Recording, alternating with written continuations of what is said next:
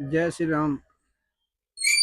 ये कोई ऐसा रास्ता है जो बहुत दिनों से गलत काम कर रहा हो या पाप कर रहा हो, क्या उसका कोई समाधान है?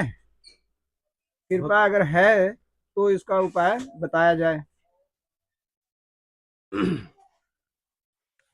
उसका उपाय है। उसका उपाय ये है कि कोई व्यक्ति अगर कभी भी भगवान का नाम नहीं लिया है और गलत कर रहा है, लेकिन मान लीजिए कि गलती से उसने अपने बेटे का नाम नारायण रख दिया किसी साधु संत के कहने पे, और वो अपने बेटे को हर समय नारायण नारायण कह के बुला रहा है, तो होता क्या है कि अनजाने में वो भगवान का नाम ले रहा है, और जब उसका अंत समय आएगा तो वो नारायण नारायण कहने का फल उसको प्राप्त हो जाएगा। और वहां पे वही चीज भारी पड़ जाएगा। जब वो यमलोक में जाएगा तो यमराज ढूंढते रह जाएंगे कि इसने तो गलत किया है, लेकिन वो चीजें जो नारायण नारायण अनजाने में कहा है उसको पता भी नहीं है, तो भगवान श्री हरि विष्णु के पार्षदगण आएंगे और उसको लेके साकेत धाम लेके जाएंगे। ऐसी छोटी सी कई कहानियां हैं। जैसे दो भाई थे, धर्मवीर और करमवीर नाम के। उसमें धर्मवीर जो थे वो बहुत धर्मी थे, वो साधु संतों का मान सम्मान, तीर्थ यात्रा, पूजा पाठ सब करते थे, और उनके छोटे भाई बिल्कुल विपरीत थे। वो संतों को गाली देना और गलत काम करना ऐसे करते थे। जब भी बड़े भाई के घर साधु संत आते थे तो उनको गालियां देते थे। तो बड़े भाई को ये बहुत चिंता थी कि मेरा छोटे भाई का क्या होगा, ये तो बिल्कुल गलत रास्ते पे निकल गया है। तो एक दिन अयोध्या से कोई साधुओं की मंडली आई थी, और धर्मवीर ने बड़े स्वागत से उनका स्वागत किया और उनको उनका चरण वंदन किया, भोजन वोजन पवाया, और ये गाली बके जा रहे हैं जो करमवीर थे छोटे भाई।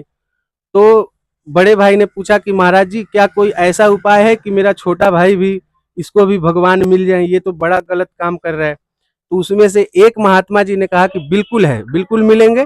वो गए, ऊपर रहते थे वो फर्स्ट फ्लोर पे, और दरवाजा नॉक किया। जैसे ही दरवाजा उन्होंने खोला, वो देखते ही बंद करने लगे। महात्मा जी जबरदस्ती दरवाजा खोल के और उसके ऊपर ही चढ़ गए नीचे। वो हो गया करमवीर और चढ़ गए और बोले, बोल राम, जल्दी बोल। तो एक बोला कि नहीं बोलूंगा, फिर जबरदस्ती कि नहीं बोल, तो दो बार बुलवाया। और महात्मा जी ने कहा कि इस नाम का कभी कीमत मत लगाना। और अचानक ऐसा हुआ, 6-7 महीने बाद या साल भर बाद उसको कैंसर हो गया और वो मर गया। जब यम के दूत आए, उसको ले गए, तो वहां पे जो है उसके पूरे डाटा में आ रहा है कि इसने कोई अच्छा काम नहीं किया है, लेकिन 2 बार राम राम कहा है, वो भी किसी संत के द्वारा कहा है। तो उससे पूछा गया कि भाई तू बता, 2 बार राम राम कहने के लिए तुझे क्या चाहिए?